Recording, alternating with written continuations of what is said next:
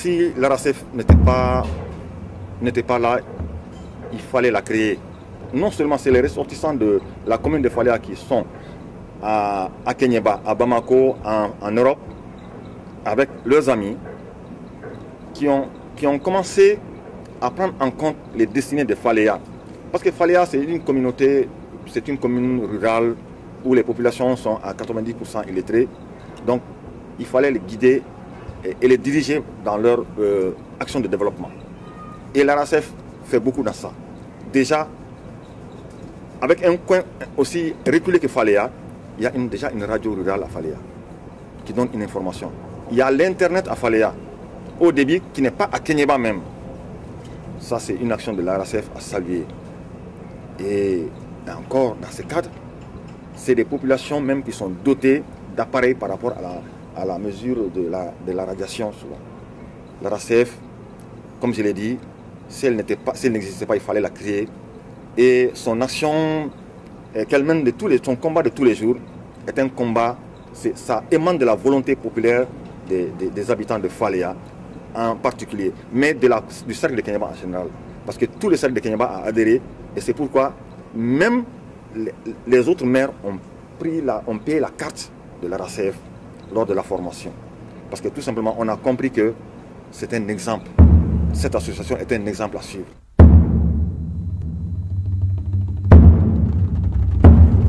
Notre association, l'ARACEF, a décidé de s'impliquer dans le dossier minier pour aider la population à défendre tous ses droits et à les promouvoir d'une part, et puis pour faire face au bouleversement et au pillage des richesses de la région et du pays.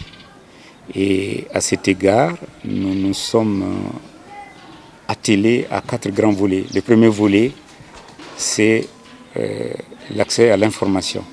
Nous avons mis en place des outils d'information et de communication pour permettre à la population et aux acteurs locaux d'être au courant de ce qui va arriver. Et aussi, nous avons mis en place des programmes de formation pour leur permettre d'acquérir des connaissances de base et une expertise minimale pour pouvoir participer à la gouvernance des dossiers miniers, c'est-à-dire participer au processus de consultation publique, au processus d'étude d'impact environnemental, donner leur avis, poser leurs revendications et se prononcer, prendre position en toute connaissance de cause et de façon responsable. C'est important qu'au niveau d'un pays, il y ait des organismes qui fassent ce qu'on appelle le contrôle de la radioprotection. Mais ces organismes, il faut qu'ils disposent de moyens. S'ils n'ont pas d'appareil de mesure ou s'ils n'ont même pas les moyens pour venir jusqu'à Faléa, ce qui est le cas puisqu'ils ne connaissent même pas le site, vous voyez que ça pose problème. Mais ce qu'il faut voir sur les mines d'uranium, c'est que c'est très difficile de ne faire courir aucun risque vis-à-vis, voyez, de populations avoisinantes. La position des Faléa, des populations des 21 villages de Faléa, vous avez vu que leur représentant est là aujourd'hui. Il a fait une déclaration au nom de tous les 21 villages qui ne sont pas prêts, ils ne sont pas d'accord que ces minerais soient exploités dans la commune de Faléa. Et c'était l'avis de 11 autres communes qui ont reçu une formation par rapport au danger de l'uranium les 8, 9 et 10 mars à Kéniéba. Séance de formation que j'ai présidée personnellement au conseil des cercles de Kéniéba. Où quand on a montré l'uranium et ses dérivés, la dangerosité de ces produits, la dangerosité du gaz radon, nous avons compris que nous sommes menacés et que ce ne vaut vraiment pas la peine que cette exploration soit lieu. C'est ainsi que nous avons récemment organisé une conférence internationale sur le thème de l'uranium, la santé et l'environnement, où des experts de tous les continents, des citoyens, des ONG, des associations, des organisations de défense des droits et des universitaires, des chercheurs, des cadres techniques d'Afrique, du Mali, d'Allemagne, du Canada, d'Amérique, jusqu'en Inde sont arrivés à Bamako pour pouvoir parler avec la société civile et avec les représentants des communautés locales de Faléa sur le dossier uranium. 2012. Honorables invités, mesdames et messieurs, le thème que vous allez aborder ce matin et jour suivant nous paraît extrêmement important à cause d'abord de la matière concernée, c'est-à-dire l'uranium, et surtout de l'impact de l'exploitation de cette substance sur la santé et sur l'environnement. Comme vous le savez, le gouvernement de la République du Mali a toujours fortement marqué sa volonté de faire de la lutte contre la pauvreté un principe majeur de sa politique de développement économique et social. C'est dans ce cadre que les plus hautes autorités de notre pays, après avoir mesuré la contribution du secteur des mines dans notre économie nationale et des perspectives de développement des activités minières, ont décidé de s'engager dans la modernisation du secteur minier à travers la diversification des substances minérales exploitées au Mali. Quant à vous, les experts et participants à cette conférence, durant les 3 jours d'échange auxquels vous êtes conviés, je souhaite que vous gardiez à l'esprit l'espoir suscité par l'industrie minière au Mali avec aujourd'hui 8 mines d'or en activité, une mine de fer, une mine de manganèse et certainement demain une mine d'uranium et même une unité de transformation de fer. Que les thèmes que vous aborderez aujourd'hui et les jours suivants prennent en compte les objectifs de lutte contre la pauvreté que le gouvernement du Mali ne cesse de gérer. Je vous remercie et déclare ouvert les travaux. Aujourd'hui, comme ils l'ont si bien dit, les conséquences de l'exploitation de l'uranium sont en train effectivement de se manifester auprès des populations. 20 ans après, vous avez en ce moment un fort taux de cancer du poumon. La différence entre le Niger et le Mali, au Niger, on est encore en pleine exploitation. Au Mali, on n'a encore rien fait. Au Gabon, la mine a fermé. Et comme par hasard, Areva a obtenu d'autres permis pour revenir. Alors que le passif de 40 ans d'exploitation, avec toutes les conséquences que je suis en train de vous décrire, ce passif-là n'a pas été apuré. On a eu, depuis le sommet de Johannesburg sur le développement et le développement durable, the sustainability, une idée qui a été lancée par l'ancien Premier ministre Tony Blair, qui s'appelle le ETE, ou the EITI, Extractive Industry Transparency Initiative.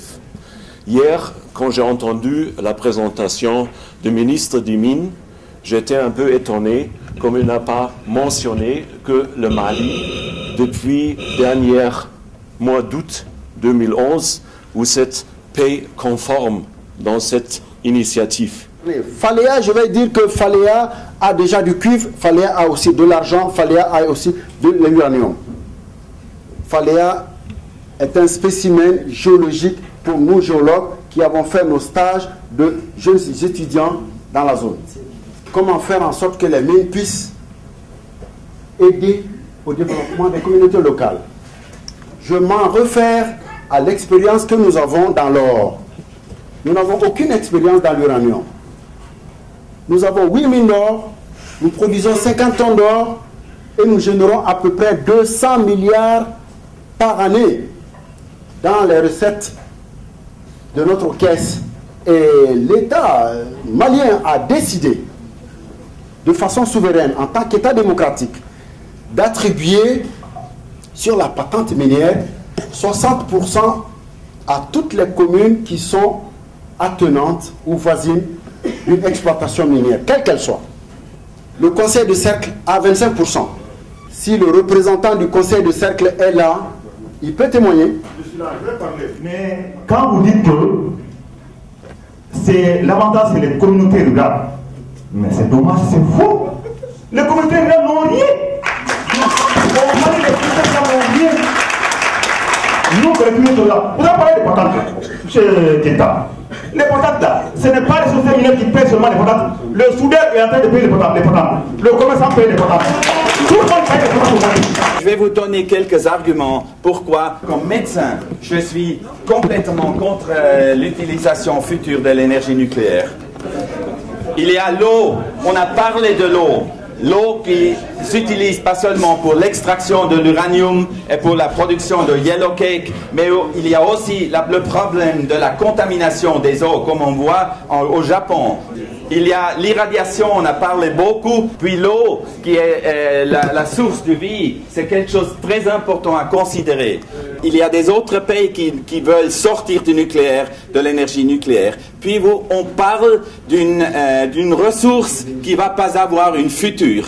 Et finalement, si vous produisez l'uranium, vous êtes part de cette chaîne qui aide à la prolifération des armes nucléaires. Nous, comme médecins, on a cette raison extraordinaire pour éviter l'énergie nucléaire au futur, pour éviter les armes nucléaires, pour réduire le nombre des armes nucléaires. Et pour ça, vous, comme Maliens, il faut miner tout ce que vous voulez, mais minez pas l'uranium. Mais chez nous, au Niger, nous avons les plus beaux textes du monde qui sont malheureusement foulés aux pieds par Areva et les autres compagnies.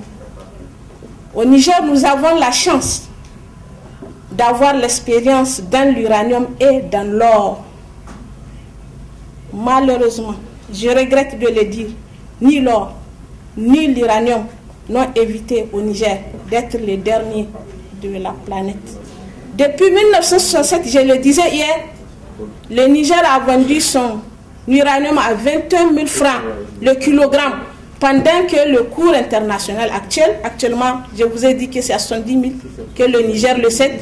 Actuellement, le cours mondial est à 128 000 euros. Nous, on va à 70 000 francs CFA. Faites les calculs. Le Niger alimente une ampoule sur 3 en France. Une ampoule sur 3. Mais le Niger ne brille pas pour autant. On n'a pas l'électricité au Niger. Ce n'est pas parce qu'on vend l'uranium qu'on peut profiter des avantages de l'uranium. En tout cas, chez nous, on n'en a pas profité. Je vous remercie. Tous ceux qui ont parlé d'hier jusqu'à aujourd'hui, tout le monde dit que l'uranium n'est pas bon. Aucun avantage pour les responsables, le gouvernement même, jusqu'au bas. Aucun avantage. Mais pourquoi soutenir ça encore? Pourquoi minimiser cette réponse? On ne veut pas, nous falloir, on ne veut pas, on ne veut pas, on reste pauvre, nous voulons rester pauvres que le l'uranium. Merci.